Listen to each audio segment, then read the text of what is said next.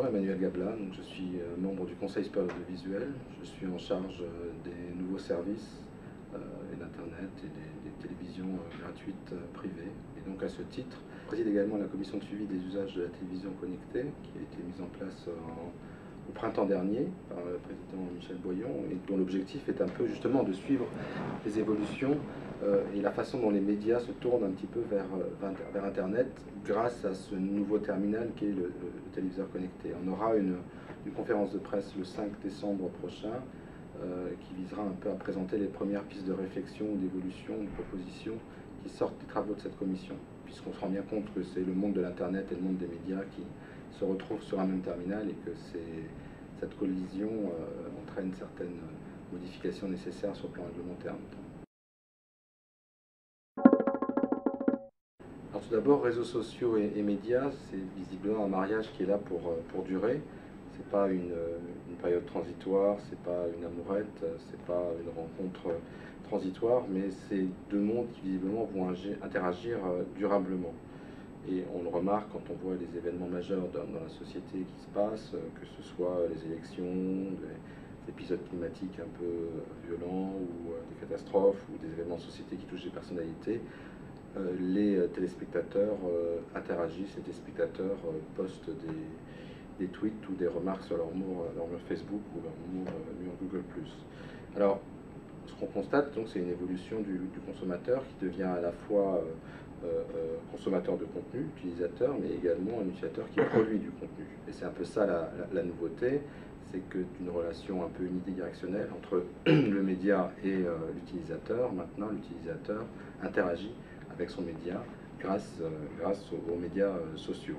Et ça, c'est quelque chose de nouveau, c'est quelque chose qui donne beaucoup plus de vitesse, de dynamisme à l'information, qui change un petit peu d'ailleurs, parce que l'information avant était le monopole finalement du média, et maintenant l'utilisateur se l'approprie, la modifie, l'enrichit, et c'est ce qui consacre un peu cette révolution.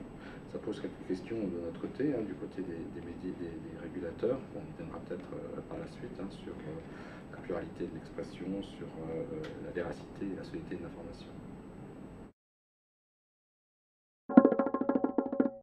Nous sommes concentrés sur ce qu'est la communication audiovisuelle, c'est-à-dire principalement sur ce qui passe par les médias. Et donc les médias sociaux en tant que tels, nous ne les régulons pas. Bien entendu, les tweets qui sont postés sur Twitter, les informations qui sont postées sur les murs Facebook, ou les murs Google+, ou les murs de tout réseau social, nous ne sommes pas responsables pour vérifier si ces contenus respectent ou non certaines règles. En revanche, nous intervenons à partir du moment où ces contenus sont repris par des médias classiques. Alors, ce qui importe pour nous, c'est de vérifier que les principes qui jusqu'à présent sous-tendaient les grandes actions des médias, notamment dans le domaine de l'information, et ce qui est important dans ce domaine-là, c'est la véracité de l'information, vérifier ses sources, que ceci ne soit pas complètement jeté à l'eau avec l'apparition des médias sociaux. Alors, ce qui est clair, c'est qu'il y a une accélération du temps, c'est que on a peut-être parfois la course à l'information qui fait qu'on ne vérifie pas tout le temps l'information, et dans des tweets postés ou dans des remarques postées sur des murs de réseau social, il est vrai que la véracité de l'information n'est pas toujours prouvée.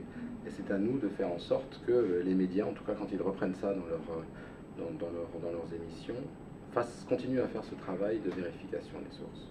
C'est un point vraiment majeur. Alors là aussi, ce qui est important, c'est que ce soit un échange qui soit gagnant-gagnant. Que le média puisse trouver un avantage clair à utiliser le média social. Alors bien entendu, ça lui permet de toucher certains publics qui auraient moins touché avant. C'est sûr qu'on remarque que les jeunes se détournent un tout petit peu des médias traditionnels. C'est une façon pour eux, pour ces médias, de récupérer cette audience qui autrement partait un peu plus facilement sur Internet. Donc ça c'est un point positif. Ça permet d'enrichir leurs émissions aussi. Il est clair qu'avec l'interactivité que permettent les réseaux sociaux, les émissions deviennent plus riches, plus dynamiques, avec un rythme plus enlevé. Il faut être certain, et c'est là le risque, je crois, pour les médias traditionnels, il faut être certain que c'est elles qui continuent à piloter les choses, et qu'elles ne soient pas un peu prises dans ce dans ce flux, dans ce grand mouvement où finalement, à la fin, c'est le média social qui imprimerait son rythme, qui imprimerait ses codes. Et on l'a vu tout à l'heure, ces codes, ce n'est pas forcément les codes qui sont positifs en termes de véracité de l'information et de vérification des sources. Donc il faut encore une fois que le média traditionnel reste maître des choses et puisse continuer à imprimer son rythme, à imprimer sa marque et à garder ses codes, à garder ses valeurs. Je crois que c'est important et c'est à ça que notamment le CSA, mais l'ensemble des régulateurs, nous allons veiller.